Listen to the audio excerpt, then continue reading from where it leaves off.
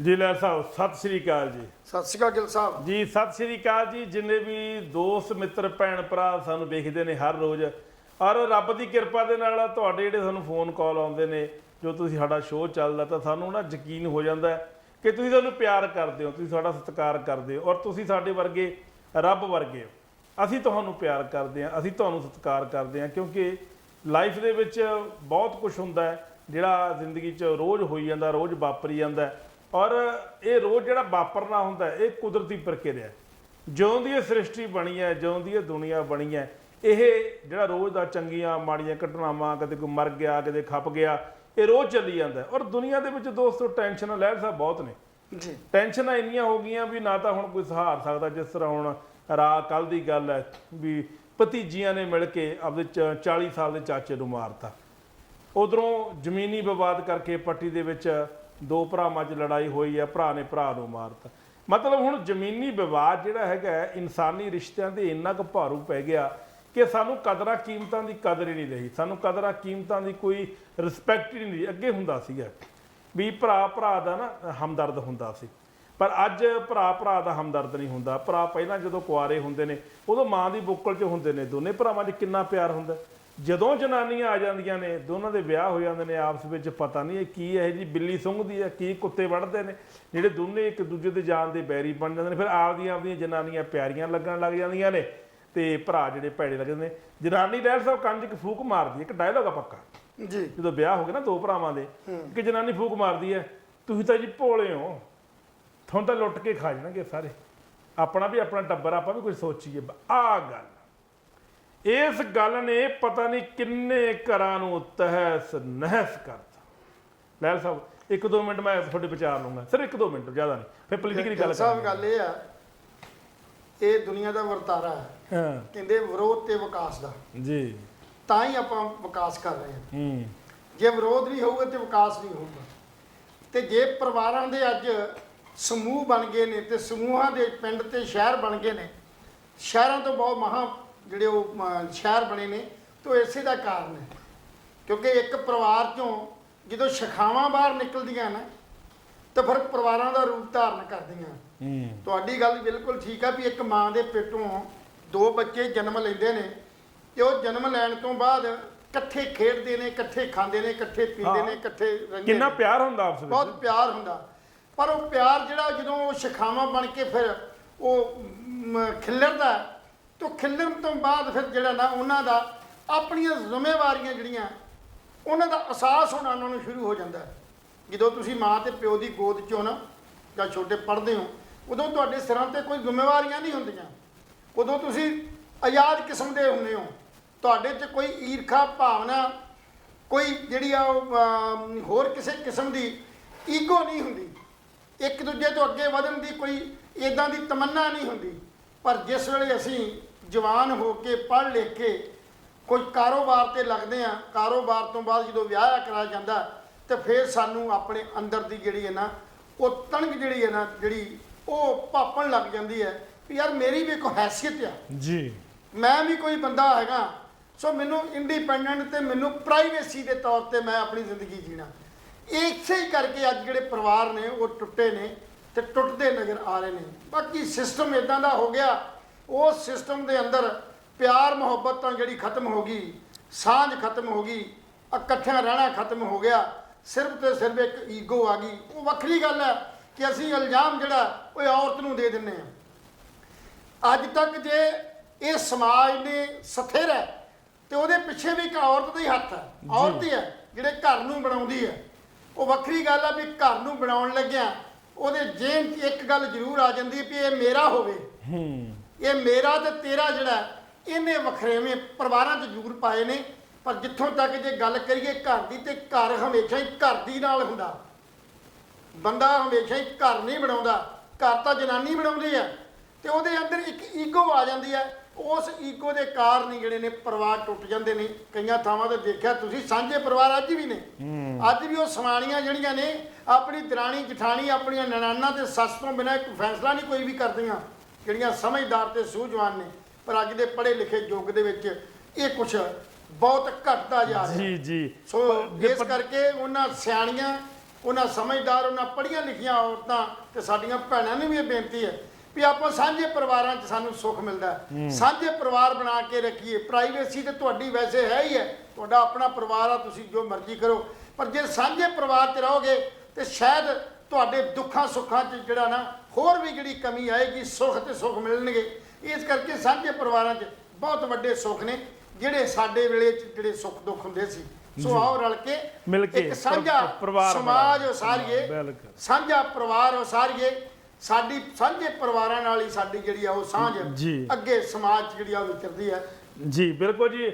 ਇਹ ਸੀ ਸਾਡੀ ਇੱਕ ਛੋਟਾ ਜਿਹਾ ਰਿਸ਼ਤਿਆਂ ਦੇ, ਕਿਉਂਕਿ ਰੋਜ਼ ਰਿਸ਼ਤਿਆਂ ਦਾ ਕਹਾਣ ਹੋ ਰਿਹਾ, ਰੋਜ਼ ਮਰ ਰਹੇ ਨੇ, ਰੋਜ਼ ਕਤਲੋ ਗਾਰਤ ਹੋ ਰਹੀ ਹੈ, ਰੋਜ਼ ਅਸੀਂ ਜਦੋਂ ਖਬਰਾਂ ਲਾਉਂਦੇ ਆ ਤਾਂ ਸਾਨੂੰ ਨਾ ਬੜਾ ਦੁੱਖ ਹੁੰਦਾ। ਤੁਸੀਂ ਕੀ ਸੋਚਦੇ ਹੋ ਕਿ ਜਦੋਂ ਅਸੀਂ ਖਬਰਾਂ ਲਾਉਂਦੇ ਆ, ਕਦੇ ਮਰੀਜ਼ ਦੀ ਖਬਰ ਲਾਤੀ, ਕਦੇ ਜਨਾਨੀ ਭੱਜ ਗਈ ਖਬਰ ਲਾਤੀ, ਕਦੇ ਬੱਚਾ ਸਕੂਲੀ ਬੱਚਾ 2 ਸਾਲ ਦਾ ਗੁਜ਼ਰ ਗਿਆ, ਕਦੇ ਰੋਡ ਐਕਸੀਡੈਂਟ ਵਿੱਚ 4 ਬੰਦੇ ਮਰ ਗਏ, ਕਦੇ ਮਰਡਰ ਦੀ ਸਾਡੇ ਕੋਲ ਖਬਰ ਆਉਂਦੀ। ਤੁਸੀਂ ਯਕੀਨ ਮੰਨੋਗੇ ਸਾਡੇ ਕੋਲ ਇਹੋ ਜਿਹੀਆਂ ਖਬਰਾਂ ਆਉਂਦੀਆਂ ਨੇ ਜਿਹਦੇ ਵਿੱਚ ਲੋਕਾਂ ਦੇ 7-7 8-8 ਟੋਟੇ ਕੀਤੇ ਪਏ ਹੁੰਦੇ ਨੇ।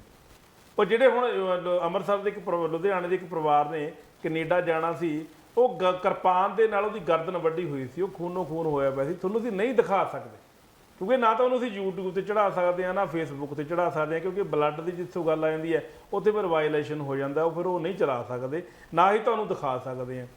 ਤੁਸੀਂ ਸੋਚੋ ਵੀ ਸਾਡਾ ਕਿੰਨਾ ਵੱਡਾ ਜਿਗਰ ਹੈ ਵੀ ਸਵੇਰੇ ਜਦੋਂ ਅਸੀਂ ਰੋਟੀ ਖਾ ਕੇ ਬ੍ਰੇਕਫਾਸਟ ਕਰਕੇ ਅਸੀਂ ਕੰਪਿਊਟਰ 'ਤੇ ਬਹਿੰਦੇ ਹਾਂ ਖਬਰਾਂ ਇਕੱਠੀਆਂ ਕਰਨ ਵਾਸਤੇ, ਅਸੀਂ ਕਤਲੋਗਾਰਤ ਵੇਖਦੇ ਹਾਂ, ਅਸੀਂ ਮਾਸੂਮ ਕੁੜੀਆਂ ਦੇ ਨਾਲ ਬਲਾਤਕਾਰ ਵੇਖਦੇ ਹਾਂ, ਅਸੀਂ ਚਾਚਾ ਭਤੀਜਾ, ਐਸਾ ਕਿਹੜਾ ਰਿਸ਼ਤਾ ਤਾਰ ਜਿਹੜਾ ਅਸੀਂ ਨਹੀਂ ਦੇਖਦੇ, ਅਸੀਂ ਨਹੀਂ ਖਬਰਾਂ ਪੜ੍ਹਦੇ। ਉਹ ਸ਼ਾਮ ਨੂੰ ਸਾਡੀ ਹਾਲਤ ਨਾ ਕੁੱਤੇ ਵਰਗੀ ਹੋ ਜਾਂਦੀ ਹੈ, ਇਹ ਖਬਰਾਂ ਸੁਣ ਕੇ ਵੀ ਔਰ ਖਬਰਾਂ ਦੇਖ ਕੇ ਵੀ, ਖਬਰਾਂ ਬਣਾ ਕੇ ਵੀ ਸਾਡੀ ਪੋਜੀਸ਼ਨ ਬੜੀ ਖਰਾਬ ਹੋ ਜਾਂਦੀ ਹੈ। ਸਾਨੂੰ ਨਾ ਘਰੇ ਜਦੋਂ ਅਸੀਂ ਜਾਂਦੇ ਹਾਂ, ਬੱਚੇ ਵੀ ਕਈ ਵਾਰੀ ਪੁੱਛ ਲੈਂਦੇ ਵੀ ਯਾਰ ਕੀ ਗੱਲ, ਚਿਹਰਾ ਬੜਾ ਉਤਰਿਆ ਹੋਇਆ ਹੈ, ਤੂੰ ਘਰੇ ਖੁਸ਼ ਨਹੀਂ ਰਹਿੰਦਾ। ਖੁਸ਼ ਕਿੱਥੋਂ ਰਹੀਏ? ਸਾਡੇ ਸਮਾਜ ਦੇ ਵਿੱਚ ਇੰਨੀਆਂ ਊਣਤਾਈਆਂ ਹੋ ਰਹੀਆਂ ਨੇ, ਸਾਡੇ ਸਮਾਜ ਦੇ ਵਿੱਚ ਮਾਸੂਮ ਕੁੜੀਆਂ ਦੇ ਨਾਲ ਬਲਾਤਕਾਰ ਹੋ ਰਹੇ ਨੇ, ਕਤਲੋਗਾਰਤ ਹੋ ਰਹੀ ਹੈ, ਕਿੱਦਾਂ ਖੁਸ਼ ਰਹਿ ਸਕਦੇ ਆ? ਗਿਲ ਸਾਹਿਬ ਗੱਲ ਇਹ ਹੈ ਕਿ ਅਸੀਂ ਜਦੋਂ ਛੋਟੇ ਸੀ ਨਾ ਤੇ ਮਾਂ-ਬਾਪ ਅਨਪੜ੍ਹ ਹੁੰਦੇ ਸੀ ਤੇ ਉਹਨਾਂ ਨੇ ਕਾਸ ਲਾਈ ਹੁੰਦੀ ਸੀ ਵੀ ਸਾਡੇ ਜਿਹੜੇ ਬੱਚੇ ਆ ਪੜ੍ਹ ਲਿਖ ਕੇ ਕੋਈ ਨਵੀਂ ਚੀਜ਼ ਲੈ ਕੇ ਆਉਣਗੇ ਜੀ। ਪਰ ਅਸੀਂ ਪੜ੍ਹ ਲਿਖ ਕੇ ਗਏ, ਸਮਝਦਾਰ ਵੀ ਹੋ ਗਏ, ਸੁਚਾਰੂ ਸਿਸਟਮ ਵੀ ਬਣਾ ਲਿਆ, ਪਰ ਸਾਨੂੰ ਸਮਾਜ ਨੇ ਘਿਨਾਉਣਾ ਵੀ ਕਰ ਦਿੱਤਾ, ਘਿਰਨਾ ਪੈਦਾ ਕਰ ਦਿੱਤੀ। ਉਸ ਘਿਰਨਾ ਦੇ ਕਰਕੇ ਜੇ ਅੱਜ ਕਤਲੋਗਾਰਤ ਹੋ ਰਹੀ ਹੈ, ਜੇ ਭਰਾ ਨੂੰ ਭਰਾ ਮਾਰ ਰਿਹਾ, ਜੇ ਕੁੜੀਆਂ ਦੇ ਬਲਾਤਕਾਰ ਹੋ ਰਹੇ ਨੇ, ਤੇ ਇਸ ਸਿਸਟਮ ਦੀ ਜ਼ਿੰਮੇਵਾਰ ਵੀ ਅਸੀਂ ਖੁਦ ਆਪ ਆ। ਅਸੀਂ ਲਾਲਚਵਸ ਹੋ ਗਏ ਆ, ਸਾਡਾ ਮਨ ਲਾਲਚਵਸ ਹੋ ਗਿਆ। ਇਹ ਵੱਖਰੀ ਗੱਲ ਹੈ ਕਿ ਅਸੀਂ ਧਾਰਮਿਕ ਸਥਾਨਾਂ ਦੇ ਉੱਤੇ ਆਪਣੇ ਸ਼ਰਧਾ ਦੇ ਅਨੁਸਾਰ ਗੁਰੂ ਘਰਾਂ 'ਚ, ਮੰਦਿਰਾਂ 'ਚ, ਮਸੀਤਾਂ 'ਚ ਮੱਥੇ ਟੇਕਣ ਜਾਂਦੇ ਆ, ਅਰਦਾਸਾਂ ਕਰਨ ਜਾਂਦੇ ਆ, ਪਰ ਅੰਦਰ ਜਿਹੜੀ ਚੀਜ਼ ਉੱਥੇ ਛੱਡ ਕੇ ਆਉਣੀ ਸੀ, ਈਰਖਾ, ਇਹ ਸਾਰਾ ਕੁਝ ਜਿਹੜਾ ਵਿਰੋਧ, ਇਹ ਜਿਹੜਾ ਨਫ਼ਰਤ ਹੈ, ਇਹ ਜਿਹੜਾ ਲਾਲਚ ਹੈ, ਇਹ ਲੋਭ ਹੈ, ਇਹਨੂੰ ਛੱਡ ਕੇ ਆਉਣਾ ਸੀ ਤੇ ਉੱਥੋਂ ਅਸੀਂ ਕੁਛ ਲੈ ਕੇ ਆਉਣਾ ਸੀ। ਪਰ ਅਸੀਂ ਕੀਤਾ ਕੀ? ਅਸੀਂ ਸਾਰਾ ਕੁਝ ਉੱਥੇ ਛੱਡਿਆ ਨਹੀਂ, ਅਸੀਂ ਇੱਕ ਨਵਾਂ ਹੋਰ ਜਿਹੜਾ ਉਹ ਵਾਧਾ ਲੈ ਕੇ ਆ ਗਏ। ਸੋ ਕਹਿਣ ਦਾ ਭਾਵ, ਆਪਣੇ ਮਨ ਨੂੰ ਤਸੱਲੀ ਦੇਣ ਵਾਸਤੇ ਤੇ ਗੁਰੂ ਘਰਾਂ ਤੇ ਮੰਦਰਾਂ ਮਸੀਤਾਂ 'ਚ ਮੱਥਾ ਟੇਕਣ ਤੇ ਜਾਂਦੇ ਆ, ਪਰ ਕਦੇ ਵੀ ਅਸੀਂ ਸਰਬੱਤ ਦੇ ਭਲੇ ਦੀ ਗੱਲ ਨਹੀਂ ਕੀਤੀ। ਕਦੇ ਵੀ ਇਹ ਨਹੀਂ ਸੋਚਿਆ ਕਿ ਸਾਡਾ ਗੁਆਂਢ ਜਾਂ ਸਾਡਾ ਰਿਸ਼ਤੇਦਾਰ ਸੁੱਖ ਦੀ ਨੀਂਦ ਸੋਵੇ। ਅਸੀਂ ਹਮੇਸ਼ਾ ਹੀ ਲਾਲਚਵਸ ਹੋ ਕੇ ਜਿਹੜੀ ਜ਼ਿੰਦਗੀ ਗੁਜ਼ਾਰਨ ਦੀ ਕੋਸ਼ਿਸ਼ ਕਰਦੇ ਹਾਂ, ਜਿਹਦੀ ਵਜ੍ਹਾ ਕਰਕੇ ਅੱਜ ਸਾਰਾ ਕੁਝ ਵਾਪਰਿਆ। ਦੋਸ਼ ਕਿਹਨੂੰ ਮਰਜ਼ੀ ਦੇ ਦਿਓ, ਸਰਕਾਰਾਂ ਨੂੰ ਦੇ ਦਿਓ, ਸਿਸਟਮ ਨੂੰ ਦੇ ਦਿਓ, ਸਮਾਜ ਨੂੰ ਦੇ ਦਿਓ, ਇਹ ਸਾਰੇ ਦੇ ਸਾਰੇ ਦੇ ਵਿੱਚ ਅਸੀਂ ਖੁਦ ਆਪ ਵਿਚਰਦੇ ਹਾਂ। ਸਾਡੇ ਨਾਲ ਹੀ ਸਮਾਜ ਹੈ। ਜੇ ਅਸੀਂ ਜੰਮੇ ਵਿਚਰੇ ਤਾਂ ਸਮਾਜ ਬਣ ਗਿਆ, ਤੇ ਅਸੀਂ ਆਪ ਖੁਦ, ਮੈਂ ਕਈ ਵਾਰ ਇਕੱਠਾਂ 'ਚ ਬੈਠਿਆਂ ਤਾਸ਼ ਖੇਡਦਿਆਂ ਲੋਕਾਂ ਨੂੰ, ਸ਼ਰਾਬਖਾਨੇ ਸ਼ਰਾਬ ਪੀਂਦਿਆਂ ਲੋਕਾਂ ਨੂੰ, ਗੁਰੂ ਘਰ ਜਾਂਦੇ ਲੋਕਾਂ ਨੂੰ, ਜਾਂ ਹੋਰ ਬੱਸਾਂ ਟਰੱਕਾਂ ਥਾਵਾਂ ਦੇ ਉੱਤੇ ਸਵਾਰੀਆਂ ਤੋਂ ਇੱਕ ਦੂਜੇ ਨੂੰ ਜ਼ਰੂਰ ਸੁਣਦਾ ਹੈ ਵੀ ਯਾਰ ਸਮਾਜ ਇੱਦਾਂ ਹੋ ਗਿਆ, ਲੋਕੀ ਰਿਸ਼ਵਤਖੋਰ ਹੋ ਗਏ, ਕਤਲੋਗਾਰਤ ਹੁੰਦੀ ਹੈ, ਲੋਕੀ ਝੂਠ ਮਾਰਦੇ ਨੇ, ਜਦੋਂ ਕਿ ਉਹ ਖੁਦ ਉਸ ਹਿੱਸੇ ਦੇ ਸਮਾਜ ਦਾ ਉਹ ਵੀ ਆਪ ਹਿੱਸਾ ਹੈ ਜੀ। ਕਿਸੇ ਨੂੰ ਟੋਕਣ ਦੀ ਜ਼ਰੂਰ ਗੱਲ ਕਰਦੇ ਨੇ, ਕਿਸੇ ਦੇ ਤਣਜ ਕਰਨ ਦੀ ਜ਼ਰੂਰ ਗੱਲ ਕਰਦੇ ਨੇ, ਪਰ ਉਹ ਆਪਣੇ ਅੰਦਰ ਝਾਤ ਮਾਰ ਕੇ ਕਦੀ ਨਹੀਂ ਉਹਨਾਂ ਨੇ ਵੇਖਿਆ ਵੀ ਅਸੀਂ ਵੀ ਇਸ ਸਮਾਜ ਦਾ ਹਿੱਸਾ ਹਾਂ। ਅਸੀਂ ਕਿੰਨੇ ਕੁ ਸੁਧਰੇ ਹਾਂ? ਅਸੀਂ ਆਪਣੇ ਘਰਾਂ 'ਚ ਲੜਾਈ ਲੜ ਰਹੇ ਹਾਂ, ਆਪਣੇ ਘਰ ਆਪਣੇ ਮਾਂ-ਬਾਪ ਨੂੰ ਰੋਟੀ ਨਹੀਂ ਦੇ ਰਹੇ, ਭਰਾ ਨਾਲ ਲੜ ਰਹੇ ਆ, ਜ਼ਮੀਨ ਜਾਇਦਾਦ ਦੀ ਖਾਤਰ ਕਤਲੋਗਾਰਤ ਕਰ ਰਹੇ ਆ, ਤੇ ਦੋਸ਼ ਕਿਹਨੂੰ ਦੇ ਰਹੇ ਆ? ਦੋਸ਼ ਦੂਸਰੇ ਨੂੰ ਦੇ ਰਹੇ ਆ ਜਿਹੜਾ ਸਾਡੇ ਸਾਹਮਣੇ ਆ, ਤੇ ਆਪ ਅਸੀਂ ਸੁਰਖਰੂ ਹੋ ਰਹੇ ਆ ਇਸ ਗੱਲ ਲਈ ਵੀ ਸਾਡਾ ਤਾਂ ਕੋਈ ਕਸੂਰ ਹੀ ਨਹੀਂ, ਅਸੀਂ ਤੇ ਬਹੁਤ ਵਧੀਆ। ਪਰ ਜੇ ਸਾਰੇ ਇਹ ਗੱਲ ਸੋਚਣ ਲੱਗ ਜਾਣ ਤੇ ਫਿਰ ਸਮਾਜ ਸੁਧਾਰਨਾ ਹੋ ਜੇ, ਸੁਧਾਰਿਆ ਜਾ ਸਕਦਾ ਹੈ। ਸਭ ਤੋਂ ਪਹਿਲਾਂ ਤੁਸੀਂ ਆਪਣੇ ਆਪ ਨੂੰ ਜਾਣਨ ਦੀ ਕੋਸ਼ਿਸ਼ ਕਰੋ। ਰੱਬ ਨੇ ਵੀ ਗੱਲ, ਗੁਰੂ ਨਾਨਕ ਸਾਹਿਬ ਨੇ ਵੀ ਗੱਲ ਕਹੀ ਹੈ, ਸਾਡਾ ਧਰਮ ਦਾ ਜਾਂ ਸਾਡਾ ਜਿਹੜਾ ਧਾਰਮਿਕ ਈਦਾ ਉਹ ਵੀ ਕਹਿੰਦਾ ਮਨ ਜਿੱਤੇ ਜਗ ਜੀਤ। ਬਿਲਕੁਲ। ਜੇ ਤੁਸੀਂ ਮਨ ਨੂੰ ਨਹੀਂ ਜਿੱਤ ਸਕੇ ਤੇ ਜਗ ਨੂੰ ਕਿਵੇਂ ਜਿੱਤ ਲੋਗੇ? ਜਦੋਂ ਤੁਸੀਂ ਇਸ ਗੱਲ ਤੇ ਵੀ ਪਹਿਰੇਦਾਰ ਰਹੇ ਹੋ, ਏਕ ਨੂਰ ਤੇ ਸਭ ਜਗ ਉਪਜਾ ਕੌਣ ਭਲੇ ਕੋ ਮੰਦੇ, ਤੇ ਇਹ ਤਾਂ ਜਦੋਂ ਜੰਮੇ ਹੀ ਆਪਾਂ ਇੱਕ ਨੂਰ ਤੋਂ ਆ, ਇੱਕ ਥਾਂ ਤੋਂ ਆ, ਤੇ ਸਾਡੇ 'ਚ ਫਿਰ ਜਿਹੜੀ ਆ ਵਖਰੇਵਾਂ ਕਿਉਂ? ਬਿਲਕੁਲ ਲਾਲ ਸਾਹਿਬ।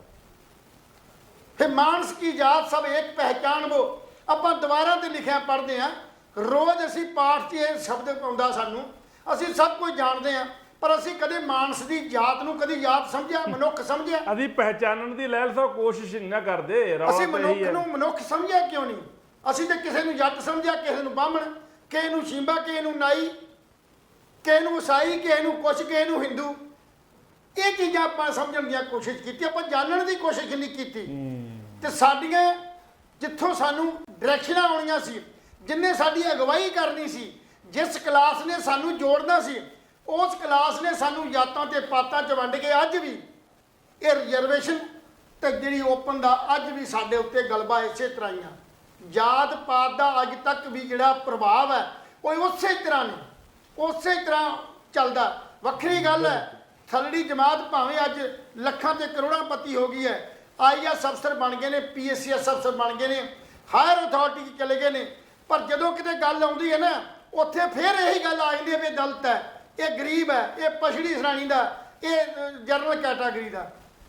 ਇਹ ਜਦੋਂ ਤੱਕ ਵਖਰੇਵਾਂ ਦੂਰ ਨਹੀਂ ਹੁੰਦਾ ਉਦੋਂ ਤੱਕ ਆਪਾਂ ਮਾਨਸ ਕੀ ਜਾਤ ਸਭ ਇੱਕ ਪਹਿਚਾਨ ਦੋ ਵਾਲਾ ਜਿਹੜਾ ਉਹ ਥਾਟ ਹੈ ਉਹ ਅਧੂਰਾ ਰਹੇਗਾ। ਜੀ ਬਿਲਕੁਲ ਜੀ। ਸੀਏ ਸਾਡੀ ਛੋਟੀ ਜਿਹੀ ਪੇਸ਼ਕਸ਼ ਸੀ ਰਿਸ਼ਤਿਆਂ ਦੇ। ਅਸੀਂ ਹੁਣ ਪੰਜਾਬ ਦੇ ਮਸਲਿਆਂ ਦੀ ਗੱਲ ਕਰਦੇ। ਜਿਸ ਤਰ੍ਹਾਂ ਤੁਹਾਨੂੰ ਪਤਾ ਖੁੰਡ ਚਰਚਾ ਪ੍ਰੋਗਰਾਮ ਦਾ ਜਿਹੜਾ ਕਨਸੈਪਟ ਹੈ ਉਹ ਹਰ ਤਰ੍ਹਾਂ ਦੇ ਵਿਸ਼ੇ ਅਸੀਂ ਲੈ ਕੇ ਆਉਂਦੇ ਹਾਂ। ਜਿੱਥੇ ਅਸੀਂ ਇਨਸਾਨੀ ਰਿਸ਼ਤਿਆਂ ਦੀ ਗੱਲ ਕਰਦੇ ਹਾਂ ਉੱਥੇ ਅਸੀਂ ਪੰਜਾਬ ਸਰਕਾਰ ਦੇ ਟੋਟਕੇ ਵੀ ਲਾਉਂਦੇ ਹਾਂ, ਉੱਥੇ ਅਸੀਂ ਪੰਜਾਬ ਦੇ ਸਿਸਟਮ ਦੀ ਗੱਲ ਵੀ ਕਰਦੇ ਹਾਂ। ਤੁਹਾਨੂੰ ਪਤਾ ਕਿ ਪੰਜਾਬ ਦੇ ਵਿੱਚ ਇਸ ਸਮੇਂ ਬਹੁਤ ਹਾਲਾਤ ਜਿਹੜੇ ਨੇ ਤਰਸਯੋਗ ਬਣੇ ਹੋਏ ਨੇ, ਔਰ ਮੋਹਾਲੀ ਦੇ ਵਿੱਚ ਬੀਤੇ ਦਿਨੀ ਇੰਟੈਲੀਜੈਂਸੀ ਜਿਹੜੀ ਬਿਲਡਿੰਗ ਦੀ ਬ੍ਰਾਂਚ ਦੇ ਉੱਤੇ ਰੌਕਟ ਲਾਂਚਰ ਨਾਲ ਹਮਲਾ ਕੀਤਾ ਗਿਆ, ਇੱਕ ਬੰਬ ਧਮਾਕਾ ਹੋਇਆ। ਹਾਲਾਂਕਿ ਜਾਨੀ ਨੁਕਸਾਨ ਨਹੀਂ ਹੋਇਆ, ਪਰ ਫਿਰ ਵੀ ਸਰਕਾਰ ਨੂੰ ਕਿਤੇ ਨਾ ਕਿਤੇ ਡਰਾਉਣ ਦਾ ਇਹ ਬਹੁਤ ਵੱਡਾ ਉਪਰਾਲਾ ਜਿਹੜਾ ਹੈਗਾ ਬੈਡ ਐਲੀਮੈਂਟਸ ਨੇ ਕੀਤਾ। ਉਹ ਬੈਡ ਐਲੀਮੈਂਟ ਕੌਣ ਨੇ, ਉਹਨਾਂ ਦੇ ਕੀ ਮਨੋਰਥ ਨੇ, ਔਰ ਇਸ ਤੋਂ ਬਾਅਦ ਪੂਰੇ ਪੰਜਾਬ 'ਚ ਚੌਕਸੀ ਵਧਾਤੀ। ਪੰਜਾਬ ਦੇ ਲਹਿਲ ਸਾਹਿਬ ਇੱਕ ਗੱਲ ਸਾਹਮਣੇ ਆਈ ਜੀ, ਥਾਣਿਆਂ ਦੇ ਬਾਹਰ ਕੰਡਿਆਲੀ ਤਾਰ ਲਾਤੀ। ਥਾਣਿਆਂ ਦੇ ਉੱਪਰ ਅਸਾਲਟਾਂ ਲੈ ਕੇ ਪੁਲਿਸ ਵਾਲੇ ਖੜ ਗਏ। ਮੈਨੂੰ ਗੱਲ ਦੱਸੋ, ਜਿਸ ਪੰਜਾਬ ਦੇ ਵਿੱਚ ਥਾਣੇ ਸੁਰੱਖਿਅਤ ਨਹੀਂ, ਇੰਟੈਲੀਜੈਂਸ ਦੀਆਂ ਬ੍ਰਾਂਚਾਂ ਸੁਰੱਖਿਅਤ ਨਹੀਂ, ਆਮ ਲੋਕਾਂ ਦਾ ਯਾਰ ਕੀ ਬਣੂਗਾ? ਮੇਰੇ ਹਾਸੇ ਵਾਲੀ ਗੱਲ ਹੈ ਵੀ ਪੁਲਿਸ ਕੰਡਿਆਲੀ ਤਾਰ ਲਾ ਕੇ ਆਪਣਾ ਬੱਚਾ ਆਪ ਕਰਦੀ ਹੋਈ ਨਜ਼ਰ ਆ ਰਹੀ। ਬਾੜੀ ਕਿਤੇ ਖੇਤ ਨੂੰ ਖਾ ਰਹੀ ਹੈ। ਬਾੜ ਕਾਹਦੀ ਖੇਤ ਨੂੰ ਖਾ ਰਹੀ? ਨਾ ਬਾੜ ਆ ਨਾ ਖੇਤ ਆ ਲਹਿਲ ਸਾਹਿਬ। ਮਤਲਬ ਪੁਲਿਸ ਡਰੀ ਹੋਈ ਹੈ। ਕੁੱਲ ਮਿਲਾ ਕੇ ਆਪਾਂ ਕਹਿ ਪੁਲਿਸ ਡਰੀ ਹੋਈ ਹੈ। ਹਾਲਾਂਕਿ ਸਾਡੀਆਂ ਪੁਲਿਸ ਨੇ ਦੋ ਸ਼ੱਕੀ ਲੋਕਾਂ ਨੂੰ, ਕੁਝ ਲੋਕਾਂ ਨੂੰ, ਸ਼ੱਕੀ ਲੋਕਾਂ ਨੂੰ ਹਿਰਾਸਤ ਵਿੱਚ ਲਿਆ।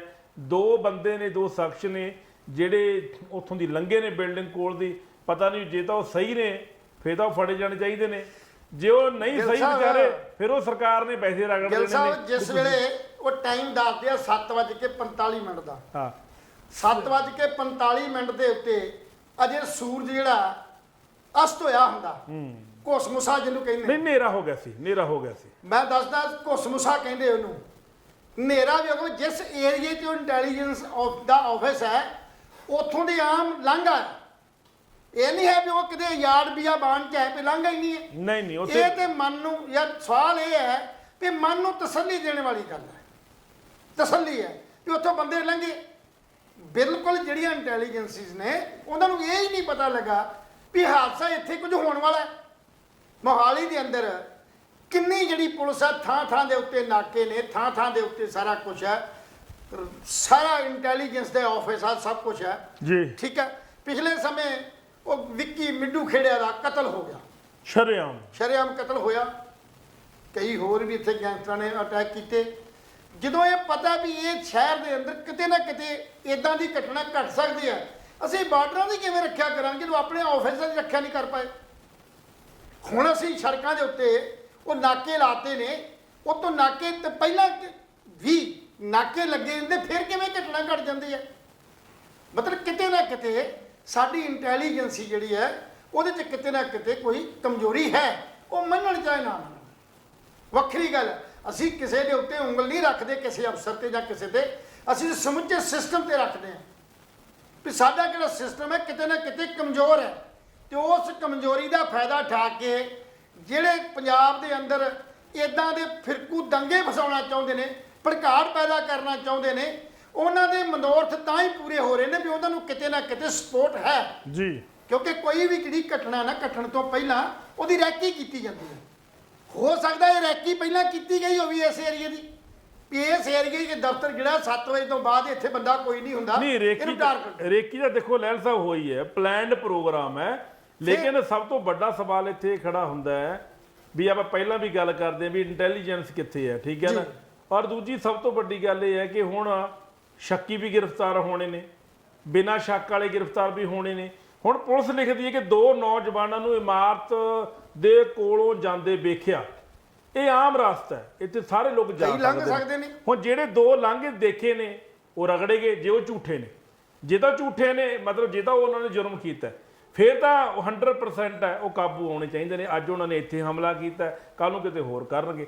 ਜੇ ਮੰਨ ਲਓ ਇਨੋਸੈਂਟ ਨੇ, ਪੁਲਿਸ ਨੇ ਤਾਂ ਵੀ ਲੱਤਾਂ ਤੋੜ ਦੇਣੀਆਂ ਉਹਨਾਂ ਦੀਆਂ। ਪਰ ਇਹਦੇ ਪਿੱਛੇ ਗਿੱਲ ਸਾਹਿਬ ਸਵਾਲ ਇਹ ਨਹੀਂ ਵੀ 2 ਬੰਦਿਆਂ ਨੂੰ ਆਪਾਂ ਨੇ ਕਿਡਨੈਪ ਜਿਹੜੀ ਲੰਘੇ ਉਹਨਾਂ ਨੂੰ ਆਇਡੈਂਟੀਫਾਈ ਵੀ ਕਰ ਲਾਂਗੇ। ਇਹਦੇ ਪਿੱਛੇ ਜਿਹੜੀ ਮਨੋਰਥ ਹੈ, ਜਿਹੜਾ ਪਿੱਛੇ ਇਹਦੇ ਬੈਕ ਤੇ ਹੈ, ਬੈਕ ਤੇ ਕੀ ਹੈ ਵੀ ਇੱਕਦਮ ਅਜੇ ਅਟੈਕ ਤੇ ਕੱਲ ਪਰਸੋਂ ਰਾਤ ਨੂੰ ਅਟੈਕ ਹੋਇਆ ਜੀ ਤੇ ਕੱਲ ਦਿਨੇ ਜਿਹੜਾ ਪਤਵੰਤ ਪੰਨੂ ਹੈ ਅਮਰੀਕਾ ਰਹਿੰਦਾ, ਉਹਦਾ ਬਿਆਨ ਵੀ ਆ ਗਿਆ। ਯੂਕੇ ਚ ਰਹਿੰਦਾ ਨਹੀਂ ਜੀ, ਅਮਰੀਕਾ ਚ ਰਹਿੰਦਾ, ਅਮਰੀਕਾ ਸ਼ਹਿਰ ਚ ਨਾ, ਨਿਊਯਾਰਕ ਦੇ। ਅੱਛਾ ਓਕੇ। ਹਾਂਜੀ, ਤੇ ਉਹ ਉੱਥੋਂ ਬਿਆਨ ਦੇ ਦਿੰਦਾ ਹਿਮਾਚਲ ਵਾਲੇ ਕੇਸ 'ਚ ਵੀ ਹਿਮਾਚਲ ਦੇ ਵਿਧਾਨ ਸਭਾ ਦੇ ਗੇਟ ਦੇ ਉੱਤੇ ਜਿਹੜੇ ਝੰਡੇ ਲਾਏ ਨੇ, ਉਹ ਜੈ ਰਾਮ ਨੂੰ ਚਿੱਠੀ ਲਿਖਦਾ, ਉਹਨੂੰ ਮੈਸੇਜ ਕਰਦਾ, ਵਾਇਸ ਮੈਸੇਜ ਕਰਦਾ ਵੀ ਤੁਸੀਂ ਮੋਹਾਲੀ ਵਾਲਾ ਕੰਮ ਨਾ ਕਰਾ ਲਿਓ ਕਿਤੇ, ਵੀ ਮੋਹਾਲੀ ਦੇ ਉਸ ਅਟੈਕ ਤੋਂ ਸਬਕ ਸਿੱਖਣ ਦੀ ਕੋਸ਼ਿਸ਼ ਕਰੋ। ਨਹੀਂ ਇਹ ਤਾਂ ਫਿਰ ਅੰਡਰਸਟੂਡ ਹੈ ਨਾ। ਇਟ ਮੀਨਸ ਸਪਸ਼ਟ ਹੈ ਵੀ ਇਹਦੇ ਪਿੱਛੇ ਕੋਈ ਨਾ ਕੋਈ ਤਾਕਤ ਹੈ, ਤੇ ਉਸ ਤਾਕਤ ਨੂੰ ਆਪਾਂ ਨੰਗਿਆ ਕਿਉਂ ਨਹੀਂ ਕਰਦੇ। ਕਿਹੜੀਆਂ ਮਜਬੂਰੀਆਂ ਸਾਡੀਆਂ ਹੈਗੀਆਂ ਸਰਕਾਰਾਂ ਦੀਆਂ ਵੀ ਅੱਜ ਪੰਜਾਬ ਦੇ ਅੰਦਰ, ਚਲੋ ਇਹ ਤੇ ਰੱਬ ਨੇ ਸੁੱਖ ਰੱਖੀ ਵੀ ਕੋਈ ਜਾਨੀ ਨੁਕਸਾਨ ਨਹੀਂ ਹੋਇਆ, ਬਿਲਡਿੰਗ ਦਾ ਬਹੁਤਾ ਨੁਕਸਾਨ ਨਹੀਂ ਹੋਇਆ, ਜਾਂ ਨਾ ਜਾਣੇ ਉੱਥੇ ਲੱਗ ਹੋਰ ਕੋਈ ਫੰਕਸ਼ਨ ਹੁੰਦਾ, ਕੋਈ ਮੇਲਾ ਮਸਾਦਾ ਕੋਈ ਹੋਰ ਹੈ, ਇਹੋ ਜਿਹੇ ਥਾਂ ਤੇ ਜਦੋਂ ਅਟੈਕ ਹੋਊ ਤੇ ਹਜ਼ਾਰਾਂ ਹੀ ਜਾਨਾਂ ਜਾਂਦੀਆਂ ਰਹਿਣਗੀਆਂ ਜੀ, ਫਸਾਦ ਖੜੇ ਹੋ ਜਾਣਗੇ। ਪਰ ਇੱਕ ਗੱਲ ਹੈ ਲਹਿਲ ਸਾਹਿਬ, ਇੱਕ ਗੱਲ ਤੁਸੀਂ ਨੋਟ ਕੀਤੀ ਹੈ ਜੀ, ਤੁਸੀਂ ਬੀਂਗੇ ਪੱਤਰਕਾਰ ਸੋਚੋ ਹਨਾ, ਜਾਂ ਬੀਂਗੇ ਪੱਤਰਕਾਰ ਵੀ ਸੋਚ ਸਕਦੇ ਆ, ਬੀਂਗੇ ਪੁਲਿਸ ਆਲਾ ਅਧਿਕਾਰੀ ਵੀ ਸੋਚ ਸਕਦੇ ਆ ਜੀ। ਅਟੈਕ ਕਰਨ ਵਾਲੇ ਦਾ ਜਾਨ ਲੈਣਾ ਮਨੋਰਥ ਨਹੀਂ ਸੀ, ਉਹਦਾ ਸਿਰਫ ਪੰਜਾਬ ਸਰਕਾਰ ਨੂੰ ਡਰਾਉਣ ਦਾ, ਪੁਲਿਸ ਤੇ ਦਬਦਬਾ ਪਾਉਣ ਦਾ, ਕਿਉਂਕਿ ਜਿਹੜਾ ਉਹਨੇ ਇਹ ਕੰਮ ਕੀਤਾ ਬਿਲਕੁਲ ਅਟੈਕ ਕਰਨ ਵਾਲਾ, ਰਾਕਟ ਸੁੱਟਣ ਵਾਲਾ, ਬੰਬ ਬਲਾਸਟ ਕਰਨ ਵਾਲਾ ਚੰਗੀ ਤਰ੍ਹਾਂ ਜਾਣਦਾ ਸੀ ਕਿ 7:30 ਵਜੇ 7 ਤੋਂ 7 ਮੈਨੂੰ ਨਹੀਂ ਪਤਾ ਵੀ ਕਿੰਨੇ ਵਜੇ ਹੋਇਆ, ਕਿਉਂਕਿ ਮੈਨੂੰ ਇਹ ਲੇਟ ਪਤਾ ਲੱਗੀ ਖਬਰ, ਮੈਨੂੰ ਪਹਿਲਾਂ ਨਹੀਂ ਸੀ ਪਤਾ। ਹਾਂਜੀ, ਕਿਉਂਕਿ ਮੈਂ ਕਿਤੇ ਕੰਮ ਜੋ ਰੁਝੇਵੇਂ 'ਚ ਫਸਿਆ ਹੋਇਆ ਸੀ, ਮੈਨੂੰ ਬਾਅਦ 'ਚ ਗੱਲ ਮੇਰੇ ਕੋਲੇ ਆਈ ਜਦੋਂ ਸਾਡੇ ਆਪਣੇ ਪੱਤਰਕਾਰ ਧਰਮ ਸਿੰਘ ਨੇ 7:45 ਦੇ ਉੱਤੇ ਅਟੈਕ ਹੁੰਦਾ, ਆਪਾਂ ਜਦੋਂ ਖਬਰ ਆਈਆਂ ਨਾ ਵੀਡੀਓਜ਼ ਆਉਣੇ ਸ਼ੁਰੂ ਹੋ ਗਏ ਜੀ। ਲੇਕਿਨ ਉਹ ਚੰਗੀ ਤਰ੍ਹਾਂ ਜਾਣਦਾ ਸੀ ਕਿ ਜਿਸ ਟਾਈਮ ਤੇ ਅਸੀਂ ਇਹ ਧਮਾਕਾ ਕਰਨ ਜਾ ਰਹੇ ਹਾਂ ਉਸ ਸਮੇਂ ਦਫ਼ਤਰ ਖਾਲੀ ਹੈ। ਬਿਲਕੁਲ, ਉਹਨੇ ਵਿੰਡੋ 'ਚ ਜਾਂਦਾ ਹੈ, ਵਿੰਡੋ 'ਚ ਵੱਜੀ ਹੈ, ਵਿੰਡੋ ਦੀਆਂ ਸ਼ੀਸ਼ੇ ਟੁੱਟ ਜਾਂਦੇ ਨੇ, ਉਹ ਕੰਧਾਂ ਕਰੈਕ ਹੋ ਜਾਂਦੀਆਂ ਨੇ। ਚਲੋ ਇੱਕ ਜਿਹਨੂੰ ਕਹਿ ਸਕਦੇ ਵੀ ਇੰਨਾ ਪਾਵਰਫੁਲ ਨਹੀਂ ਸੀ ਇਹ। ਮੈਨੂੰ ਇਹ ਲੱਗ ਰਿਹਾ ਹੈ ਵੀ ਕਿਤੇ ਨਾ ਕਿਤੇ ਪੰਜਾਬ ਸਰਕਾਰ ਨੂੰ ਲੈਟ ਡਾਊਨ ਕਰਨ ਦੀ ਕੋਸ਼ਿਸ਼ ਕੀਤੀ ਜਾ ਰਹੀ ਹੈ, ਕਿਤੇ ਨਾ ਕਿਤੇ ਪੰਜਾਬ ਸਰਕਾਰ ਨੂੰ ਤੇ ਹਾਵੀ ਹੋਣ ਦੀ ਕੋਸ਼ਿਸ਼ ਕੀਤੀ ਜਾ ਰਹੀ ਹੈ। ਮੇਰੇ ਹਿਸਾਬ ਦੇ ਨਾਲ ਇੱਕ ਤਰ੍ਹਾਂ ਦੀ ਬਗਾਵਤ ਹੈ। ਜਿਸ ਤਰ੍ਹਾਂ ਗੁਰਪਤਵੰਤ ਪੰਨੂ ਨੇ ਉਹਨੂੰ ਹਿਮਾਚਲ ਦੇ ਬੰਦੇ ਨੂੰ ਇਹ ਗੱਲ ਕਹੀ ਕਿ ਪੰਜਾਬ ਵਾਲਾ ਨਾ ਕਰਾ ਲਿਓ, ਇਹਦਾ ਮਤਲਬ ਗੁਰਪਤਵੰਤ ਪੰਨੂ ਜਾਣਦਾ ਕਿ ਜਿਹੜਾ ਪੰਜਾਬ ਵਾਲਾ ਕੰਮ ਹੋਇਆ ਕਿਹਨੇ ਕੀਤਾ, ਕਿਉਂਕਿ ਜਿਹਨੇ ਕੀਤਾ ਲਹਿਲ ਸਾਹਿਬ ਉਹਨੇ ਦੇਖੋ ਉਹਨੇ ਪੈਸੇ ਤਾਂ ਲਏ ਨਾ, ਉਹਨੇ ਫ੍ਰੀ ਤਾਂ ਕੀਤਾ ਨਹੀਂ, ਉਹਨੂੰ ਕੋਈ ਤਾਂ ਲਾਲਚ ਦਿੱਤਾ ਹੋਣਾ ਵੀ ਤੈਨੂੰ ਇੰਨੇ ਪਾਉਂਡ, ਇੰਨੇ ਫਲਾਨਾ ਡਾਲਰ, ਤੈਨੂੰ ਇੰਨੇ ਪੈਸੇ ਦੇਵਾਂਗੇ ਭਾਈ, ਤੂੰ ਆਹ ਕੰਮ ਕਰਕੇ ਆਉਣਾ। ਇੱਕ ਗੱਲ ਕਲੀਅਰ ਹੋ ਗਈ ਵੀ ਸਵਿਫਟ ਕਾਰ ਦੇ ਵਿੱਚ ਆਏ ਸੀ ਪਰਮਾਤਮਾ ਕਰੇ ਲਹਿਲ ਸਾਹਿਬ ਜੀ। ਇਹ ਬੰਦੇ ਫੜੇ ਜਾਣ, ਜੀ ਇਹ ਬੰਦੇ ਕਾਬੂ ਹੋਣੇ ਬਹੁਤ ਜ਼ਰੂਰੀ ਨੇ, ਕਿਉਂਕਿ ਪੰਜਾਬ ਦਾ ਮਾਹੌਲ ਜਿਹੜਾ ਹੈ ਖਰਾਬ ਹੋਣ ਦੀ ਕਿਸੇ ਨੂੰ ਇਜਾਜ਼ਤ ਨਹੀਂ ਦਿੱਤੀ ਜਾ ਸਕਦੀ।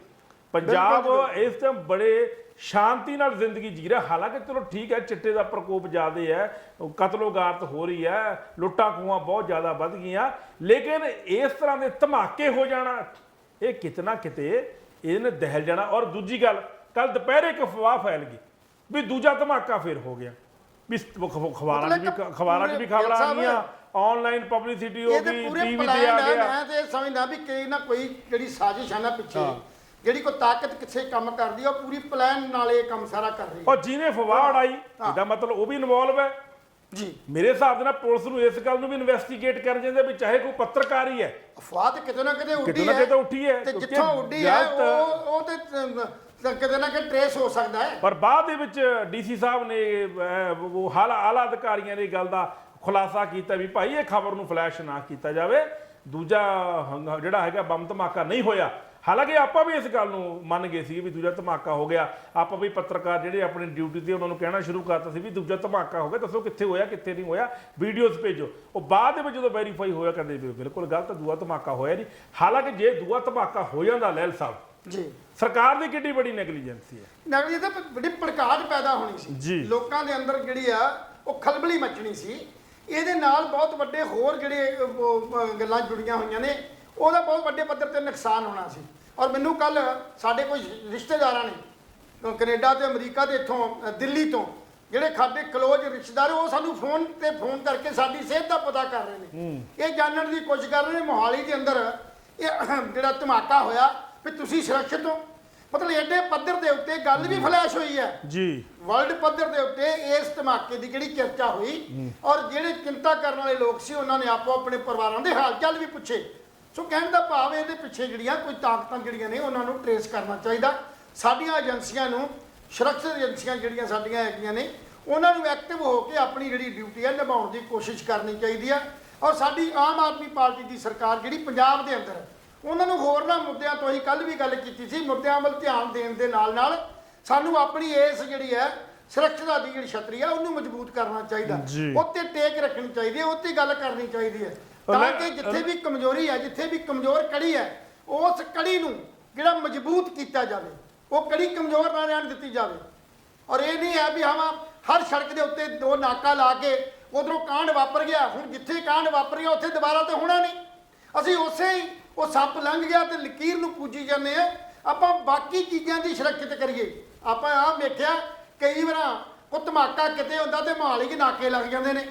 ਹੁਣ ਨਾਕੇ 'ਚ ਲੱਗਣ ਤੋਂ ਬਾਅਦ ਜਿਹੜੇ ਲੋਕ ਆਮ ਪਬਲਿਕ ਦੁਖੀ ਹੁੰਦੀ ਹੈ, ਉਹ ਵੱਖ ਔਖੀ ਹੁੰਦੀ ਹੈ। ਮੈਂ ਦੁਨੀਆ ਦੇ ਕਈਆਂ 2 ਦੇਸ਼ਾਂ 'ਚ ਚਲੋ ਜਾ ਕੇ ਆਏ ਆ, ਉਹਨਾਂ ਦੇਸ਼ਾਂ 'ਚ ਮੈਂ ਕਿਤੇ ਪੁਲਿਸ ਨਹੀਂ ਵੇਖੀ ਆ, ਕਿਸੇ ਨਾਕੇ ਦੇ ਉੱਤੇ ਕਿਤੇ ਨਾਕਾ ਲੱਗਾ ਮੈਂ ਨਹੀਂ ਵੇਖਿਆ, ਕਿਤੇ ਬੈਰੀਕੇਡ ਲੱਗਾ ਨਹੀਂ ਵੇਖਿਆ।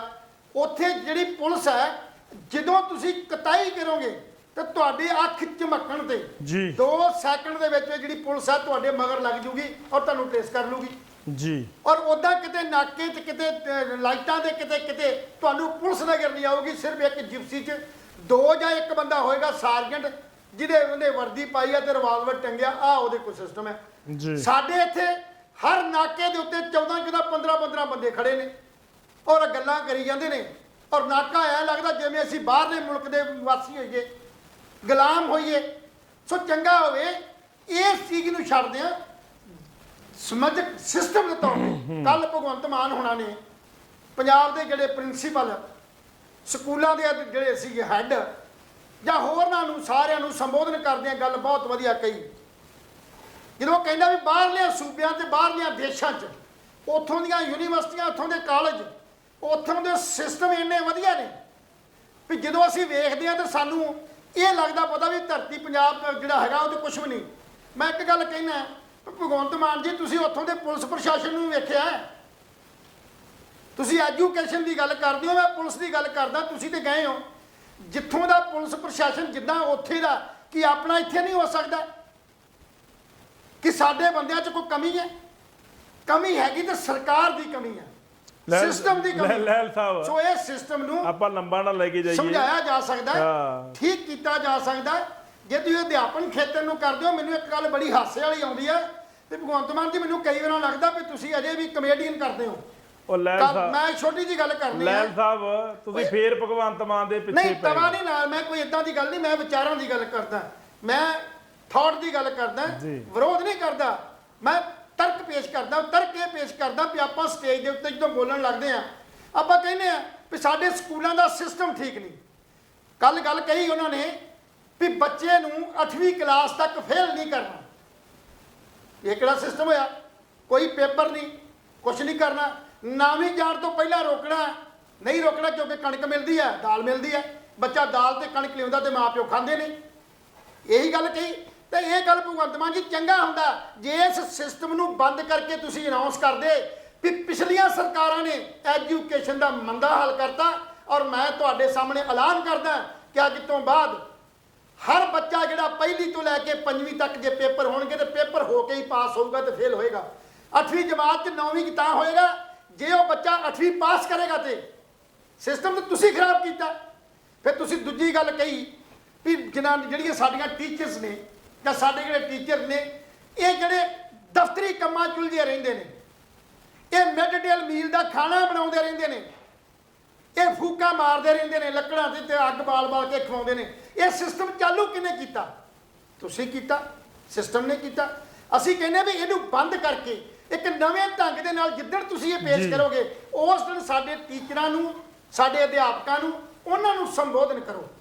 ਜਿਹੜੇ ਬਾਹਰ ਦੇ ਤੁਸੀਂ ਇੱਕ ਵਧੀਆ ਕੀਤਾ ਵੀ ਜਿਹੜੀ ਬਾਹਰ ਦੇ ਸਾਡੇ ਟੀਚਰਾਂ ਨੂੰ ਜਾਂ ਅਧਿਆਪਕਾਂ ਨੂੰ, ਸਾਡੇ ਪ੍ਰਿੰਸੀਪਲਸ ਨੂੰ, ਉਹਨਾਂ ਥਾਵਾਂ ਤੇ ਜਾਣ ਦੀ ਸਰਕਾਰੀ ਖਰਚੇ ਦੇ ਉੱਤੇ ਵੀ ਉੱਥੋਂ ਦੇ ਸਿਸਟਮ ਨੂੰ ਸਮਝ ਕੇ ਆਓ ਵੀ ਉੱਥੇ ਪੜ੍ਹਾਈ ਕਿਵੇਂ ਹੁੰਦੀ ਆ, ਉਹ ਲੈਵਲ ਕੀ ਹੈ, ਉਹਨਾਂ ਦੀ ਬਿਲਡਿੰਗ ਦਾ ਸਟਰਕਚਰ ਕੀ ਹੈ, ਰੂਮ ਕਿੱਦਾਂ ਦੇ ਬਹਿਣ ਵਾਲੇ, ਉੱਥੇ ਕਿਵੇਂ ਨੈੱਟ ਦੇ ਉੱਤੇ, ਟੀਵੀ ਦੇ ਉੱਤੇ ਕਿਵੇਂ ਪੜ੍ਹਾਇਆ ਜਾਂਦਾ। ਇਹ ਸਾਰੀਆਂ ਗੱਲਾਂ ਜਿਹੜੀਆਂ ਪਹਿਲੀਆਂ ਸਰਕਾਰਾਂ ਵੱਲੋਂ ਵੀ ਕੁਝ ਲੋਕਾਂ ਨੂੰ ਡੈਪੂਟੇਸ਼ਨ ਤੇ ਭੇਜਿਆ ਜਾਂਦਾ ਰਿਹਾ, ਪਰ ਉਹ ਉੱਥੋਂ ਤੋਹਫੇ ਲੈ ਕੇ ਆਪਣੀ ਖਰੀਦੋ ਫਰੋਖਤ ਕਰਕੇ 15 ਦਿਨ ਜਾਂ 10 ਦਿਨ ਐਸ਼ ਪ੍ਰਸਤੀ ਕਰਕੇ ਵਾਪਸ ਆ ਜਾਂਦੇ ਰਹੇ ਨੇ। ਉਹ ਡੈਲੀਗੇਟ 'ਚ ਸਿੱਖਿਆ ਮੰਤਰੀ ਵੀ, ਸਿੱਖਿਆ ਸਕੱਤਰ ਵੀ ਜਾਂਦੇ ਰਹੇ ਨੇ, ਪਰ ਕਿਸੇ ਨੇ ਵੀ ਆਣ ਕੇ ਉਹਦੇ ਮੁਤਾਬਕ ਪੰਜਾਬ ਗਵਰਨਮੈਂਟ ਨੇ ਉਹਨਾਂ ਦੀਆਂ ਰਿਪੋਰਟਾਂ ਨੂੰ ਕਦੇ ਮੰਨਿਆ ਵੀ ਨਹੀਂ। ਮੰਨ ਲਿਆ ਜਾਵੇ ਕਿ ਉਹਨਾਂ ਨੇ ਕੁਝ ਰਿਪੋਰਟਾਂ ਆਣ ਕੇ ਕੀਤੀਆਂ, ਉਹਨਾਂ ਨੇ ਉੱਥੋਂ ਦਾ ਸਰਵੇ ਆਣ ਕੇ ਪੰਜਾਬ ਸਰਕਾਰ ਨੂੰ ਸਬਮਿਟ ਕੀਤਾ, ਪਰ ਅੱਜ ਤੱਕ ਉਹ ਫਾਈਲਾਂ ਘੱਟੇ 'ਚ ਪਈਆਂ ਹੋਈਆਂ ਨੇ, ਉਹਨਾਂ ਤੇ ਝਾੜਨ ਦਾ ਮੌਕਾ ਨਹੀਂ ਮਿਲਿਆ। ਸੋ ਚੰਗਾ ਹੋਵੇ ਜੇ ਕੱਲ ਦੇ ਐਲਾਨ ਦੇ ਨਾਲ ਸਹੀ ਢੰਗ ਦੇ ਨਾਲ ਜਿਹੜਾ ਕੋਈ ਡੈਪੂਟੇਸ਼ਨ ਉੱਥੇ ਬਾਹਰ ਜਾਂਦਾ, ਉਹ ਜਿਹੜੀ ਰਿਪੋਰਟ ਲੈ ਕੇ ਆਉਂਦਾ, ਜੋ ਐਨਾਲਿਸਿਸ ਕਰਕੇ ਆਉਂਦਾ, ਉਹਨੂੰ ਹੂਬਹੂ 1 ਮਹੀਨੇ ਦੇ ਅੰਦਰ ਅੰਦਰ ਲਾਗੂ ਕਰਕੇ ਪੰਜਾਬ ਦੇ ਲੋਕਾਂ ਨੂੰ ਸਹੀ ਹੱਥਾਂ 'ਚ ਸਰਕਾਰ ਦੇ ਮਹਿਣੇ ਸਮਝਾਉਣ ਦੀ ਕੋਸ਼ਿਸ਼ ਕੀਤੀ ਜਾਵੇ। ਜੀ ਸਿੱਖਿਆ ਮੈਂ ਦੇਖੋ ਗੱਲ ਦੀ ਗੱਲ ਹੈ, ਕੱਲ ਫੰਕਸ਼ਨ ਸੀਗਾ ਔਨ ਸਿੱਖਿਆ ਦੇ ਵਿਆਪਕ ਸੁਧਾਰ ਵਾਸਤੇ ਭਗਵੰਤ ਮਾਨ ਸਾਹਿਬ ਨੇ ਆਨਲਾਈਨ ਪੋਰਟਲ ਜਾਰੀ ਕਰ ਰਹੇ ਨੇ। ਪਰ ਦੂਸਰੇ ਪਾਸੇ ਇੱਕ ਗੱਲ ਹੋਰ, ਇੱਕ ਪਾਸੇ ਤੇ ਮੈਂ ਇੱਕ ਪਾਸੇ ਤੇ ਸਾਡਾ ਸੈਕਟਰੀ ਐਜੂਕੇਸ਼ਨ ਸੈਕਟਰੀ ਤੇ ਸਾਡੇ ਮੁੱਖ ਮੰਤਰੀ ਸਾਹਿਬ ਸੰਬੋਧਨ ਕਰ ਰਹੇ ਸੀ ਟੀਚਰਾਂ ਨੂੰ, ਔਰ ਦੂਸਰੇ ਪਾਸੇ ਸੰਗਰੂਰ ਸ਼ਹਿਰ ਦੇ ਵਿੱਚ ਸਿੱਖਿਆ ਮੰਤਰੀ ਦੀ ਕੋਠੀ ਦੇ ਮੂਹਰੇ ਬੇਰੁਜ਼ਗਾਰ ਅਧਿਆਪਕ ਯੂਨੀਅਨ ਦੀਆਂ ਕੁੜੀਆਂ ਦੀਆਂ ਗੁੱਤਾਂ ਫੜ ਕੇ ਘਸੀਟੀਆਂ ਗਈਆਂ। ਕੱਲ ਫੇਰ ਡਾਂਗ ਨਾਲ ਉਹ ਟੀਚਰ ਕੁੱਟੇ ਗਏ ਨੇ, ਜਿਨ੍ਹਾਂ ਟੀਚਰਾਂ ਨੇ ਤੇ ਜਿਨ੍ਹਾਂ ਨੂੰ ਕੱਲ ਭਗਵੰਤ ਮਾਨ ਜੀ ਇਹ ਗੱਲ ਕਹਿੰਦੇ ਨੇ ਵੀ ਸਾਡੇ ਗੁਰੂ ਨੇ। ਇਸ ਗੁਰੂਆਂ ਦੀ ਸ਼ਖਸੀਅਤ ਦੀ ਅੱਜ ਮੈਂ ਜਿਹੜਾ ਮੁੱਖ ਮੰਤਰੀ ਆ, ਜਾਂ ਅੱਜ ਜਿਹੜਾ ਹਰ ਜਿਹੜਾ PCS IAS ਅਫਸਰ ਹੈ, ਇਹ ਤੁਹਾਡੇ ਕਰਕੇ ਬਣਿਆ। ਤੇ ਕੱਲ ਉਸੇ ਹੀ ਸੰਗਰੂਰ ਸ਼ਹਿਰ ਦੇ ਮੁੱਖ ਮੰਤਰੀ ਸਾਹਿਬ ਦੇ ਸ਼ਹਿਰ 'ਚ ਔਰ ਸਿੱਖਿਆ ਮੰਤਰੀ ਦੇ ਸ਼ਹਿਰ ਦੇ ਅੰਦਰ ਗੁੱਤਾਂ ਨਾਲ ਘਸੀਟਿਆ ਗਿਆ। ਕੱਲ ਫੇਰ ਅਸੀਂ ਤਾਂ ਕਰਕੇ ਗੱਲ ਕਰਨੇ ਆ, ਇੱਕ ਪਾਸੇ ਤਾਂ ਤੁਸੀਂ ਏਸੀ ਕਮਰੇ ਦੇ ਵਿੱਚ ਸੰਬੋਧਨ ਕਰ ਰਹੇ ਹੋ, ਔਰ ਦੂਜੇ ਪਾਸੇ ਉੱਥੇ ਡਾਂਗਾਂ ਪੈ ਰਹੀਆਂ ਨੇ ਕਿ ਇਹਦੀ ਰਿਪੋਰਟ ਤੁਹਾਨੂੰ ਨਹੀਂ ਸੀ। ਸੋ ਚੰਗਾ ਹੋਵੇ ਭਗਵੰਤ ਮਾਨ ਜੀ, ਸਾਡੀ ਬੇਨਤੀ ਰਿਕੁਐਸਟ ਹੈ ਵੀ ਸਾਡੇ ਜਿਹੜੇ ਰਹਿੰਦੇ ਮੁੱਦੇ ਨੇ, ਜਿਹੜੇ ਕਿਸਾਨਾਂ ਦੇ, ਮਜ਼ਦੂਰਾਂ ਦੇ, ਔਰ ਜਿਹੜੇ ਦੂਸਰੇ ਸਾਡੇ ਟ੍ਰੇਡ ਜਥੇਬੰਦੀਆਂ ਦੀਆਂ ਜਥੇਬੰਦੀਆਂ ਜਿਹੜੀਆਂ ਨੇ, ਉਹਨਾਂ ਨੂੰ ਇੱਕ ਥਾਂ ਤੇ ਬਿਠਾ ਕੇ ਉਹਨਾਂ ਦੇ ਗੁੱਸੇ ਗਿਲੇ ਦੂਰ ਕਰੋ, ਉਹਨਾਂ ਦੀਆਂ ਰਹਿੰਦੀਆਂ ਮੰਗਾਂ ਤੇ ਵਿਚਾਰ ਕਰੋ, ਔਰ ਜਿਹੜੀਆਂ ਮੰਗਾਂ ਕਬੂਲੀਆਂ ਜਾ ਸਕਦੀਆਂ ਨੇ ਉਹਨਾਂ ਨੂੰ ਮੰਨ ਕੇ ਉਹਨਾਂ ਦਾ ਆਧਾਰ ਪੈਦਾ ਕਰੋ, ਔਰ ਨਵੀਂ ਜਿਹੜੀ ਗੱਲ ਹੈ, ਨਵੀਂ ਪਾਲਿਸੀ ਬਣਾ ਕੇ ਉਹ ਲਾਗੂ ਕਰਨ ਦੀ ਕੋਸ਼ਿਸ਼ ਕਰੋ। ਨਹੀਂ ਤਾਂ ਇਹ ਅੱਜ ਟੈਂਕੀਆਂ ਤੇ ਫੇਰ ਚੜ੍ਹਨ ਨੂੰ ਮਜਬੂਰ ਹੋ ਗਏ ਨੇ, ਸੜਕਾਂ ਜਾਮ ਕਰਨ ਨੂੰ ਫੇਰ ਮਜਬੂਰ ਹੋ ਗਏ ਨੇ। ਸੋ ਇਸ ਕਰਕੇ ਅਸੀਂ ਚਿੰਤਾ ਤੁਰਤ ਆਏ ਹਾਂ ਕਿ ਅਸੀਂ ਬਹੁਤ ਆਸ ਲੈ ਕੇ ਪੰਜਾਬ ਦੇ ਅੰਦਰ ਇੱਕ ਨਵਾਂ ਬਦਲ ਲੈ ਕੇ ਆਏ ਸੀ, ਤੇ ਉਹ ਬਦਲ ਅਜੇ ਆਉਂਦਾ ਨਜ਼ਰ ਨਹੀਂ ਆ ਰਿਹਾ। ਜੀ ਬਿਲਕੁਲ ਜੀ। ਸੋ ਦੋਸਤੋ ਬਦਲ ਬਿਲਕੁਲ ਆਵੇਗਾ। ਲਹਿਲ ਸਾਹਿਬ ਥੋੜੇ ਗਰਮ ਹੋ ਜਾਂਦੇ ਨੇ। ਉਧਰੋਂ ਆਪਣਾ ਮਜੀਠੀਆ ਨੂੰ ਸੁਪਰੀਮ ਕੋਰਟ ਵੱਲੋਂ ਕੋਈ ਰਾਹਤ ਨਹੀਂ ਮਿਲੀ। ਸੁਪਰੀਮ ਕੋਰਟ ਨੇ ਉਹਨਾਂ ਦੀ ਸੁਣਵਾਈ ਤੇ ਇਨਕਾਰ ਕਰਤਾ, ਇਹ ਮਸਲਾ ਅਸੀਂ ਨਹੀਂ ਤੁਹਾਡਾ ਕੇਸ ਲਵਾਂਗੇ। ਸੋ ਜਾਣੀ ਕਿ ਬਿਕਰਮਜੀਤ ਸਿੰਘ ਮਜੀਠੀਆ ਦੀ ਰਿਹਾਈ ਸੰਭਵ ਨਹੀਂ ਹੈ, ਉਹਨਾਂ ਨੂੰ ਜੇਲ੍ਹ ਦੇ ਵਿੱਚ ਹਲੇ ਵੀ ਸੜਨਾ ਪਊਗਾ। ਔਰ ਦੂਜੀ ਇਸ ਤੋਂ ਬਾਅਦ ਧਮਾਕੇ ਤੁਹਾਨੂੰ ਪਤਾ ਹੀ ਹੈ ਕਿ ਹੋ ਰਹੇ ਨੇ। ਔਰ ਦੋਸਤੋ ਸਭ ਤੋਂ ਵੱਡੀ ਗੱਲ ਇਹ ਹੈ ਕਿ ਪੰਜਾਬ ਦੇ ਵਿੱਚ ਇਸ ਸਮੇਂ ਨਜਾਇਜ਼ ਕਬਜ਼ਿਆਂ ਦੀ ਗੱਲ ਜੇ ਆਪਾਂ ਕਰੀਏ, 1-2 ਮਿੰਟ ਆਪਾਂ ਲਾਵਾਂਗੇ। 30 ਮਈ ਦਿੱਤੀ ਗਈ ਹੈ ਆਪਣੇ ਭਗਵੰਤ ਮਾਨ ਸਾਹਿਬ ਦੇ ਵੀ 30 ਮਈ ਤੱਕ ਜਿੰਨੇ ਵੀ ਨਜਾਇਜ਼ ਕਬਜ਼ੇ ਕੀਤੇ ਨੇ ਲੋਕਾਂ ਨੇ ਪੰਜਾਬ ਦੇ ਵਿੱਚ ਉਹ ਸਾਰੇ ਛੱਡ ਦਿਓ, ਨਹੀਂ ਛੱਡੋਗੇ ਤਾਂ ਤੁਹਾਨੂੰ ਜੁਰਮਾਨੇ ਪੈਣਗੇ, ਉਹ ਤੁਹਾਡੇ ਦੇ ਪਰਚੇ ਦਰਜ ਹੋਣਗੇ। ਇਸੇ ਡਰ ਤੋਂ ਮਾਰਿਓ ਲਹਿਰਾ ਗਾਗਾ ਦੇ ਵਿੱਚ ਜਿੱਥੇ ਜੱਦੀ ਹੈ ਬੀਬੀ ਭੱਠਲ ਦਾ, ਬੀਬੀ ਰਜਿੰਦਰ ਕੌਰ ਭੱਠਲ ਪਹਿਲਾਂ ਚੰਡੀਗੜ੍ਹ ਦੀ ਕੋਠੀ ਮਸਾਂ ਖਾਲੀ ਕਰਾਈ 30-32 ਸਾਲਾਂ ਬਾਅਦ। ਹੁਣ ਲਹਿਰਾ ਗਾਗਾ ਦੇ ਵਿੱਚ ਜਿੱਥੇ ਉਹਨਾਂ ਦੀ ਰਿਹਾਇਸ਼ ਹੈ ਉਹਦੇ ਬਾਹਰ ਰਵਾਹੇ ਤੇ ਉਹਨਾਂ ਨੇ ਬਹੁਤ ਵੱਡਾ ਕਬਜ਼ਾ ਕੀਤਾ ਹੋਇਆ ਸੀ। ਬੀਬੀ ਭੱਠਲ ਨੇ ਉਹ ਕਬਜ਼ਾ ਵੀ ਛੱਡਤਾ। ਕਹਿਣ ਦਾ ਮਤਲਬ ਲੋਕਾਂ 'ਚ ਡਰ ਤੇ ਸਹਿਮ ਦਾ ਮਾਹੌਲ ਜਿਹੜਾ ਹੈਗਾ ਬਹੁਤ ਬੁਰੀ ਤਰ੍ਹਾਂ ਪੈਦਾ ਹੋਇਆ ਹੋਇਆ। ਇਹ ਮੈਂ ਥੋੜਾ ਜਿਹਾ ਬਰੀਫ ਕਰਦੇ ਹਾਂ ਜੀ। ਲੈ ਤਾਂ ਲੰਬਾ ਨਾ ਲੈ ਕੇ ਜਿਹੜਾ ਸਮਾਂ ਹੈ ਨਹੀਂ ਆਪਣੇ ਕੋਲੇ। ਇਹ ਜਿਹੜੀਆਂ ਚਲੋ ਕ੍ਰੈਡਿਟ ਤੇ ਖੈਰ ਆਮ ਆਦਮੀ ਪਾਰਟੀ ਨੂੰ ਜਾ ਹੀ ਰਿਹਾ, ਪਰ ਇਹਦੇ ਪਿੱਛੇ ਜਿਹੜੀ ਥਾਟ ਹੈ ਉਹ ਇਹ ਹੈ ਕਿ ਸੁਪਰੀਮ ਕੋਰਟ ਨੇ ਇਕੱਲਾ ਪੰਜਾਬ ਲਈ ਨਹੀਂ, ਸੁਪਰੀਮ ਕੋਰਟ ਨੇ ਹਿੰਦੁਸਤਾਨ ਲੈਵਲ ਦੇ ਉੱਤੇ ਸੁਪਰੀਮ ਕੋਰਟ ਪਾਵਰ ਹੈ, ਉਹਨਾਂ ਨੇ ਇੱਕ ਫੈਸਲਾ ਕਰ ਦਿੱਤਾ ਸੀ ਵੀ ਜਿਹੜੀਆਂ ਸ਼ਾਮਲਾਟ ਜ਼ਮੀਨਾਂ ਸਰਕਾਰੀ ਜ਼ਮੀਨਾਂ ਉਹਨਾਂ ਸਾਰੀਆਂ ਜ਼ਮੀਨਾਂ ਦੇ ਉੱਤੇ ਜਿਹੜੀ ਲੀਜ਼ ਚੱਲਦੀ ਸੀ ਉਹਨੂੰ ਰੱਦ ਕਰ ਦਿੱਤਾ। ਉਹਨੂੰ ਲੀਜ਼ ਨੂੰ ਰੱਦ ਕੀਤਾ ਔਰ ਨਵੀਂ ਲੀਜ਼ ਹੋ ਨਹੀਂ ਸਕਦੀ। ਔਰ ਸਾਰੇ ਜਿਹੜੇ ਸਰਕਾਰੀ ਜ਼ਮੀਨਾਂ ਤੇ ਕਬਜ਼ੇ ਨੇ ਉਹ ਸੂਬਾ ਸਰਕਾਰ ਦੀ ਜ਼ਿੰਮੇਵਾਰੀ ਫਿਕਸ ਕਰਤੀ ਵੀ ਤੁਸੀਂ ਸਰਕਾਰ ਦੀ ਜ਼ਿੰਮੇਵਾਰੀ ਹੈ ਇਹਨਾਂ ਜ਼ਮੀਨਾਂ ਨੂੰ ਖਾਲੀ ਕਰਾ ਕੇ ਇਹਨਾਂ ਨੂੰ ਉਸੇ ਪਰਪਸ ਲਈ ਵਰਤਿਆ ਜਾਵੇ ਜਿਸ ਪਰਪਸ ਵਾਸਤੇ ਛੱਡੀਆਂ ਗਈਆਂ ਸੀ। ਇਹ ਸੁਪਰੀਮ ਕੋਰਟ ਨੇ ਹਾਲੀਆ ਹੁਣ ਫੈਸਲਾ ਕੀਤਾ। ਮਤਲਬ ਇਹ ਪੰਜਾਬ ਸਰਕਾਰ ਦਾ ਕੋਈ ਲੈਣ ਦੇਣ ਨਹੀਂ। ਨਾ ਜੇ ਕਿਤੇ ਸੁਪਰੀਮ ਕੋਰਟ ਨੇ ਡਿਸਾਈਡ ਨਾ ਕੀਤਾ ਹੁੰਦਾ ਤਾਂ ਪੰਚਾਇਤ ਵਿਭਾਗ ਦੇ ਮੰਤਰੀ ਲੱਖ ਯਤਨ ਕਰ ਲੈਂਦੇ, ਇਹ ਕੁਝ ਨਹੀਂ ਸੀ ਹੋ ਸਕਦਾ। ਇਹ ਸਿਰਫ ਸੁਪਰੀਮ ਕੋਰਟ ਦੇ ਧਿਆਨ 'ਚ ਆਇਆ ਜਦੋਂ ਪਟੀਸ਼ਨਾਂ ਪਈਆਂ। ਅਨੇਕਾਂ ਪਟੀਸ਼ਨਾਂ ਦਾ ਜਿਹੜਾ ਫੈਸਲਾ ਹੈ ਉਹ ਸੁਪਰੀਮ ਕੋਰਟ ਨੇ ਕੀਤਾ। ਇਹ ਪੰਜਾਬ ਲਈ ਨਹੀਂ ਬਾਕੀ ਸੂਬਿਆਂ ਲਈ ਵੀ ਹੈ। ਔਰ ਬਾਕੀ ਸੂਬੇ ਜਿਹੜੇ ਨੇ ਅਜੇ ਹਰਕਤ 'ਚ ਨਹੀਂ ਆਏ ਔਰ ਜਿਹਦੀਆਂ ਐਪਲੀਕੇਸ਼ਨਾਂ ਕੋਰਟ ਆਫ ਕੰਟੈਂਪਟ ਦੀਆਂ ਫਿਰ ਪੈਣ ਨੂੰ ਜਾਣ ਨੂੰ ਤਿਆਰ ਹੋਈਆਂ ਔਰ ਜਿਨ੍ਹਾਂ ਦੀਆਂ ਖਾਲੀ ਹੋ ਰਹੀਆਂ ਨੇ ਇਹ ਵੀ ਕੋਰਟ 'ਚ ਪਟੀਸ਼ਨਾਂ ਪਾਉਣ ਨੂੰ ਜਾ ਰਹੇ ਨੇ ਵੀ ਅਸੀਂ ਪਟੀਸ਼ਨ ਪਾ ਕੇ ਸਟੇ ਲੈ ਲਾਂਗੇ।